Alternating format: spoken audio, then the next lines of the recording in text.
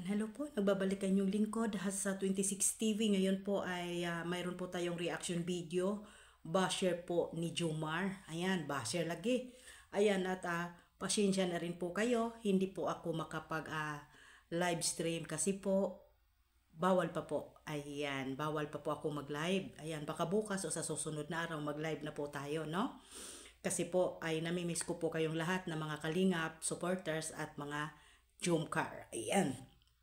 Ayan, bago tayo magsimula, isang mapagpalang araw po sa ating ama ng kalingap, Kuya Bal Santos Matubang, Ate Edna Kalingap Rab, Miss Jack Matubang, ayan po, at syempre po sa mga kalingap reactors, shout out sa inyong lahat, at syempre po sa amin pong pinakamamahal na walang sawang tumulong dito sa Team Kalingap. Kahit binabatikos na ay andyan pa rin po kayo ng mga tumulong sa Team Kalingap. Shout out po, no? Ayan, at syempre po shout out sa Kalingap Strikers na gustong pabagsakin at gustong mawala at matanggal, katulad po sa Team Brooks. Ganun daw ang gagawin nila. Nabalitaan lang din po ako na pinagplanuhan na pabagsakin ang Kalingap Striker na mawala ng tuluyan, katulad po sa ginawa po nila sa Team Brooks. sorry, no? Ayan. Shout out po sa mga sponsor. Shout out po sa Jomcar natin. Shout out sa inyo. Tata Peli, shout out po. Ayan. At syempre po sa mga sponsor, supporters, I love you, I miss you. Ayan. Ayan. Pasensya na, no, hindi po muna tayo makapag-live. Baka bukas o sa susunod na araw. Muna natin tayo maglalalala. Ayan, sabi po kasi ni po dito, ay dito po tungkol po dito sa mga komento po sa post po ng mga napakadaming nagmamahal sa Jomcar, no? Ayan po. Nakita ko po iyan. Ayan, nakita ko po iyan. Ayan. Ang dami-dami, di ba? Ang haba-haba. Ayan, no? Ang sabi po ni Josephine Langford, ayan, ha, lol, isa pa to, puro bulong para views. Ibang klase kayo, pati mga supporters na uto na rin. Ha, kawala lahat ginagawa pagkakitaan. Kita nyo mga BTS nang nagpunta sa Singapore, ang Jomcar, ilan ang views nila, sabi ni Miss YM. Ang mga BTS nakasunod sa Jomcar. Ayan. Pero naman po, Ma'am Josephine, kung nakasunod man po sila, karapatan nila yun, kaibigan naman sila eh. Kaysa naman po yung sinasabi mo na nakasunod po ang mga BTS sa Jomcar, nasa kanila na po yun kasi magkaibigan sila. Kaysa naman po makasunod yung para lang kumita at pinagkikitaan na sinasabing sila ang nagyabong sa Jomcar at sila ang nagpapasikat sa Jomcar. Sila ang nagpapayaman kuno. Iyan ang sabi nila, Ma'am Josephine. Mas mainam na po yan kasi nandyan po sila. Pero real talk lang po, totoo po.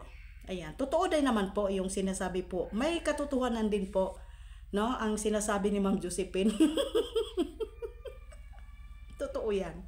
May pagkakonting katotohanan po. Tingnan mo, ilang araw po hindi nila kasama po ang Jomcar. Hindi po ba napakababa ang views po pag nagla-live sila kasi wala po si Carla, wala si Kuya Jomar na makadalo po sa kanilang mga live streamer na makita natin na nandyan. Real talk po yan, totoo po. Totoo po. Pero about naman po dito sa panggagamit, lahat naman po tayo, Ma'am Josephine, lahat po kami mga reactor, gumagamit po sa Jomcar. Gumagamit po kami sa Kalingap. Kita nyo po yung iniidolo mo nga, kumakapit na parang, kumakapit, sumisip-sip na para pong, basta, alam nyo na po yan, Ma'am Josephine Langford, diba? Lahat po kami, Ma'am Josephine, kumikita. Lahat po kami kumakapit sa viral. Lahat po kami ay nangangailangan po ng views.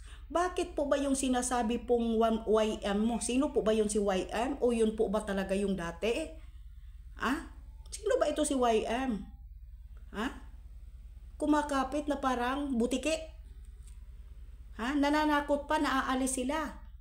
Nananakot pa na hindi na sila magbibigay ng tulong sa Kalingap pero content niya Kalingap at isa pong beneficiary ng Kalingap. O ano po ba ang pagkakaiba sa mga BTS at mga reaktor? At yung sinasabi mong YM, Ma'am Josephine, parehas lang kaming lahat. Nangangailangan din po ng suporta. Nangangailangan ng revenue kasi alam nyo na po marami daw pong natulungan yan. Yung sinasabi nila, kaya wag tayo na magbintang ng tao kasi lahat po tayo ay gumagamit ng mga viral sa Kalingap. Kaya wag mong linisin ang pangalan ng sinasabi mong YM na akala mo hindi rin po gumagamit ng beneficiary ng viral kay Kalingap Rab pagkatapos po ang kinin nila na sila ang nagpapasikat. O diba? May nakapagsabi, may nakakapag-comment po. Kaya Ma'am Josephine, ito lang masasabi ko sa iyo. Mag-focus ka na lang po sa goal mo. No? Mag-focus ka po sa sinusuportahan mo para po magiging masaya naman po yung buhay mo. Yun lang po ang masabi ko, no? Kasi po, masyado po ba talagang iniisa-isa mo lahat po ng mga BTS, lahat po ba ng mga nanggagamit sa Jumcar? Kamusta naman po yung sinasabi mong YM? Yumaman yan ng dahil po sa Kalingap, ng dahil po sa Jumcar. Ha? Nag-transform po yan ng dahil po sa Jumcar. Nakilala po yan na bilang ngayong sponsor na ngayon na Rich. Galing po yan sa Jumcar. Kaya lahat po ito ay utang natin sa Kalingap. Kaya wag nating sabihin galing po lahat sa YM mo. Diba? Dahil kilala po natin kung anong klase na hindi sikat ang YM mo. Isa lang din po yung katulong katulad ko. Diba? Kaya nga yumayabong din po at nakikilala bilang tagapagmana at tapagmandong. Kaya wag mong ipaglaban yan. Alam naman po natin, real talk po. Hindi tayo dito nagngangawa para hindi tayo magkaroon ng revenue. Real talk po Ma'am Josephine ha. Pakisabi po sa kanya. Ha? Wala kang karapatan kung manggamit o kahit sino manggagamit. Lahat po kami ay gumagamit po ng mga beneficiary ng Kalingap. Lahat po kami ay nakiki-revenue at gumagamit ng mga viral video sa Kalingap. Lahat yan. Walang YM, walang Jumcar kung wala ang Kalingap. Real talk. Hanggang dito na lang po mga palangga. Baka bukas po. Pag-usapan po natin bukas kung makakalive ako, no, mga ka-Jumcar, mga Kalingap, no. Hanggang dito na lang po, no. Ayan, bago tayo magtapos, please po mga ka-Jumcar, like and share. And kung hindi pa kayo nakasubscribe sa akong channel, subscribe na po, Hasad26TV. Lalalika-deri, halika-deri. Medyo okay na po tayo, no. Ayan, God bless po sa ating lahat and I love you more.